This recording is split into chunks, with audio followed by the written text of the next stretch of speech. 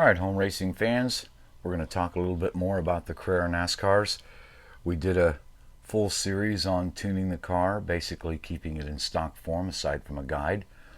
So let's go ahead and we'll just cover what we've done in the first playlist, but I really recommend that you give a look at that. But here's a card question right here, and we'll discuss a few of the mods.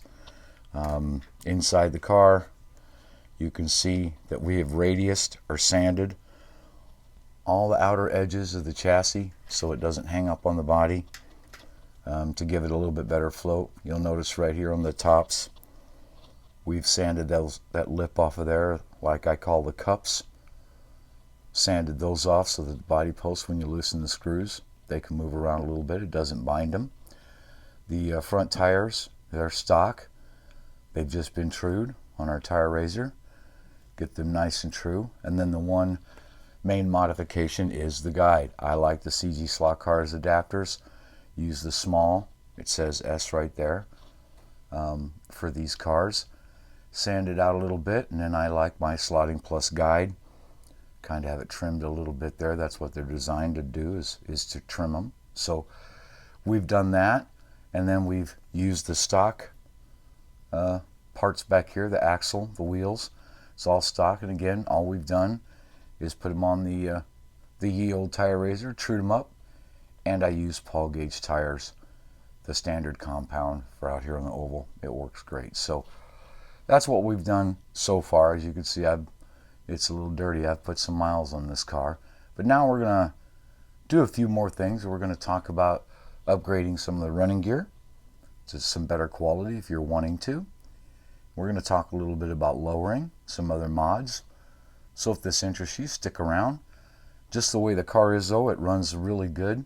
That's what you got a tire machine for. But sometimes, well, sometimes you just can't fix stupid, as they say. And if you get something that's really bad, well, either you throw the car on the shelf or you throw some parts at it. And hey, we're not afraid of throwing money at anything around here, it seems. So we'll get started on that. Hope this interests you, and I always look forward to your feedback. Okay, now we're going to talk about the fun part. Parts. Well, the fun part's actually using them, but everybody loves talking about parts. What we're going to do is we're going to take this chassis from the Marty Robbins car back here, and we're going to bring it to what this one is that we just talked about, but we're going to go a little further. We're going to discuss changing out the running gear back here. We're going to leave the stock up front. We'll talk about that later. And we're going to use the stock motor, but we're going to change out the rear running gear. So to get this chassis where the other one is, you're going to need parts, and here we go. So we are going to do the guide. That means you're going to need CG Slot Cars adapters.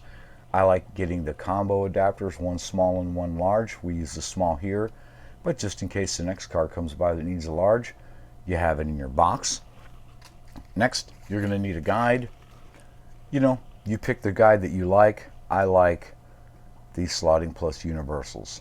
And if you compare them to the prices of other guides, you get two for the price of one. And they perform really well out here on the track. So that's the guide that we will be using. Then, if you're new and you haven't done this before, you're going to need some braid. I like the tin copper braid. Some people like softer braid. I just prefer this tin copper on the track. It's worked well, very durable. Wiring, you don't think so sometimes, but this is important. So Slot Car Corner has some wire that you can buy, 3-foot sections, or if you're one that likes to tune and maybe you're wanting to swap the motor out a lot, they have these new quick disconnect wiring systems that you can use that have the handy dandy little quick disconnect there. So if you like to do motor swaps and testing, I don't know, something to think about.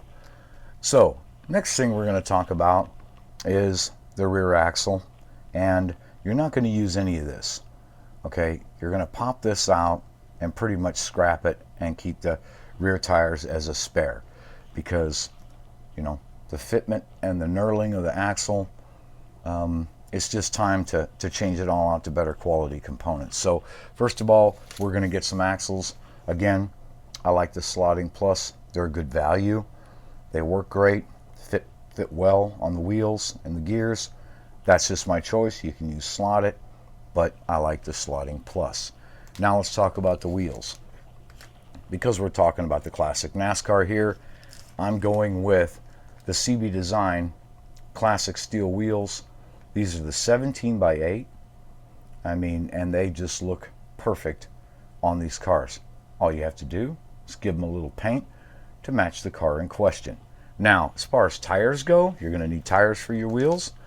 I will give you my suggestion, and I'm going to show you two different sizes here. First of all is what I'm going with in the back here, and that is 22-12-5. Paul Gauge PGT 22-12-5. The diameter is really close to stock, plus we're going to sand this. So we're going to reduce the diameter a little bit, but it has good width, and that's the size I like to use back here. Now, if you want to go lower profile, you can go lower profile. You can go with a 21-12-5, and you can see the difference here as I put them side by side, just a little bit lower, okay? But you have to be careful because there's not a lot of clearance between the bottom of the chassis and the track. So unless you have a really, really flat track, you don't want to start lowering this chassis too much or it's going to drag. So that's your choice. But me, I'm going to go with 22-12-5 Paul Gauge tires and the CB Design 17 by 8. Now you're going to need, for the rest of this, you're going to need some bushings. We're going to talk a little bit more about this, but here's some basic race bushings. I get these in bulk from Soccer Corner for a lot of different projects. They're a great bushing. They fit the slotting plus axle very well, and they snap in here pretty easily enough. We'll talk about that in a minute. And so you're going to need that. And then of course you're going to need your gear choice. I'm going to go with the 27 tooth crown to match what's in there already.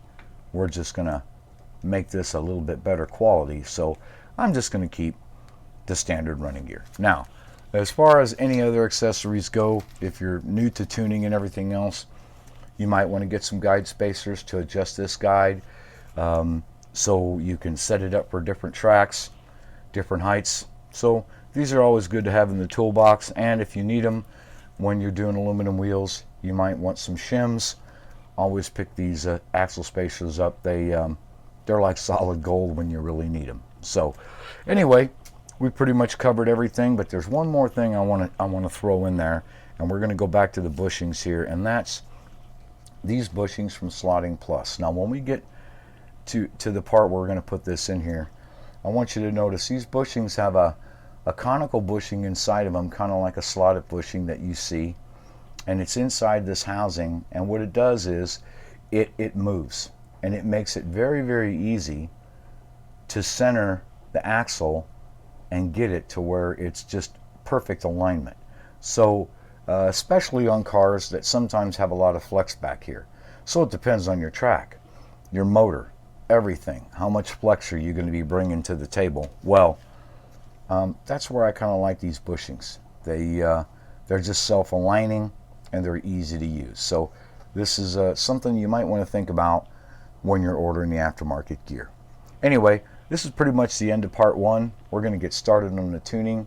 One final thing I want to talk about, or I want to say, is I've heard some comments about the cost of doing all this, that, you know, this car only costs this much money, and when you're done it costs this much money. Well, here's my opinion right there. I don't care. I want the car to run the way I want it to run. I'm not worried about the amount or whatever the number is. I care about the performance of the car. And if you're a wood track owner, and I've said this before, you're a wood track owner, you have non-magnetic braids, so you're out here on a wood track, I mean super smooth surface, with no magnets to help you. Well, then take responsibility for your actions. If you're going to build a track like this, well, don't expect these cars out of the box to run that great. They weren't designed to be non-magnet, and they weren't designed to race out here. So if you want them to run the way you want them to run, then that means it's parts time. And can it add up? Of course it can add up, but it just depends. It's all personal preference. Do you care about the cost, or do you care if you win? Or do you care about performance? Most of the guys that I know could care less. They're going to buy parts and they're going to make this car run the way they want it to run, regardless of the price tag. So it's all entirely up to you. For me, as you can see, I don't care. I'm going to make these cars run the way I want them to so I can enjoy them out here on the lumber. So anyway, like I said, we're going to end this. This is part one. We're going to get to part two. We're going to get right to getting back here and doing some changes.